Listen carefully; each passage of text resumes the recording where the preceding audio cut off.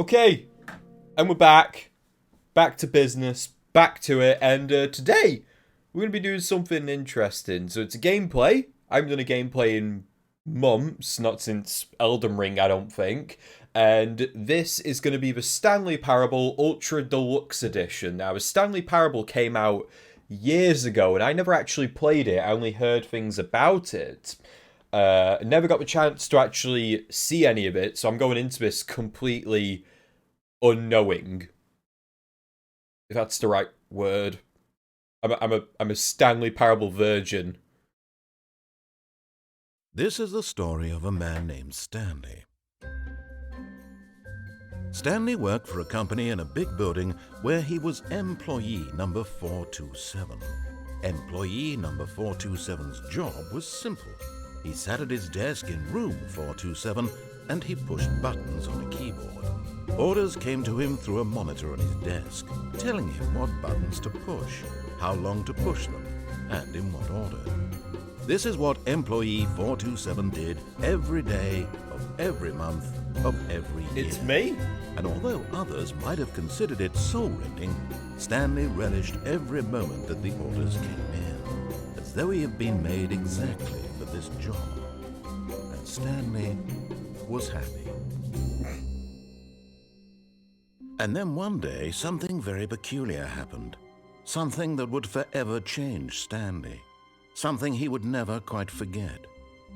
He had been at his desk for nearly an hour when he realized that not one single order had arrived on the monitor for him to follow.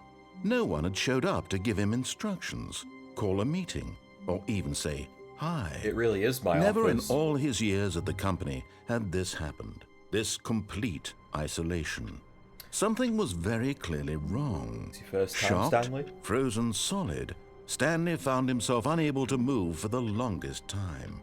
But as he came to his wits and regained his senses, he got up from his desk and stepped out of his office. Are these the fucking back rooms? Is this where that When meme Stanley comes came from? to a set of two open doors, he entered the door on his left. No. Not jump from a cargo lift while it's in motion will cause death. Penalty for misuse of cargo lift 1,000. Penalty for jumping off the cargo lift 5,000. Okay. Look, Stanley, I think perhaps we've gotten off on the wrong foot here. I'm not your enemy, really, I'm not. I realize that investing your trust in someone else can be difficult, but the fact is that the story has been about nothing but you all this time. There's someone you've been neglecting, Stanley. Someone you've forgotten about. Please, stop trying to make every decision by yourself. Now, I'm not asking for me, I'm asking for her. This is it, Stanley. Your chance to redeem yourself. To put your work aside, to let her back into your life. She's been waiting. I don't like where this is going. I don't like this.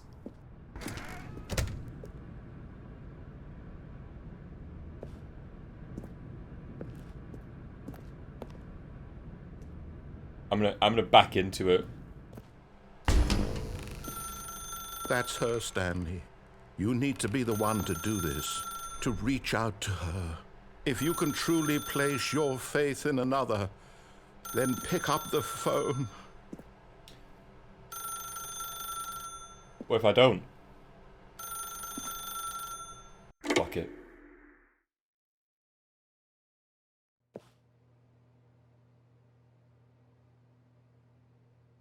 Oh, Stanley, is that you? Hold on, sweetie. Sorry to keep you waiting. I'm just pulling the bread out of the oven. It's jump scare, innit? All right. Okay, there we go. All right, now, I want you to come in and tell me all about your day.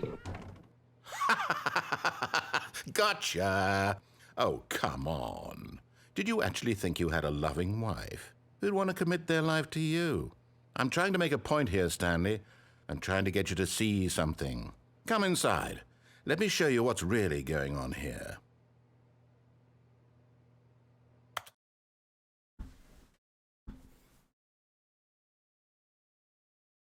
Ah! I won't play this man's sick games. Sorry, but you're in my story now.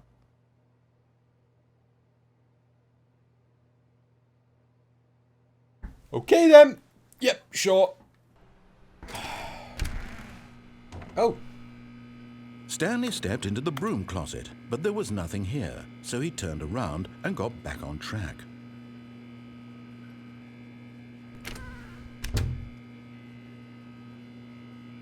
There was nothing here.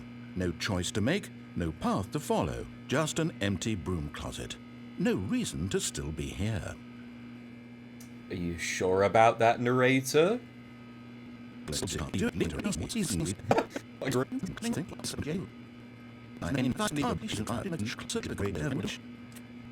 Maybe to you this is somehow its own branching path. Maybe when you go talk about this with your friend, you'll say, "Oh, did you get the broom closet ending? The broom closet ending was my favourite." I hope your friends find this concerning. Oh, this is great. This is great. I love this.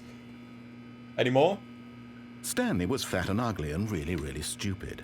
He probably only got the job because of a family connection. That's how stupid he is. That or with drug money. Also, Stanley is addicted to drugs and hookers. Oh, I love this game. This is great. Well, I've come to a very definite conclusion about what's going on right now. You're dead. You got to this broom closet, explored it a bit, and were just about to leave because there's nothing here, when a physical malady of some sort shut down your central nervous system and you collapsed in front of your screen. Well, in a situation like this, the responsible thing is to alert someone nearby so as to ensure that your body is taken care of before it begins to decompose. Hello? Anyone who happens to be nearby? The person at this computer is dead. They have fallen prey to any number of your countless human physiological vulnerabilities. It's indicative of the long-term sustainability of your species. Please remove their corpse from the area and instruct another human to take their place, making sure they understand basic first-person video game mechanics and filling them in on the history of narrative tropes in video gaming, so that the irony and insightful commentary of this game is not lost on them. All right, when you've done that, just step out into the hallway. Ah, second player. It's good to have you on board. I guarantee you can't do any worse than the person who came before you. Wow, okay then. Feeling a wave of disbelief, Stanley decided to go up to his boss's office, hoping, oh no, not again. I won't be part of this. I'm not going to encourage you. I'm not going to say anything at all. I'm just going to be patient and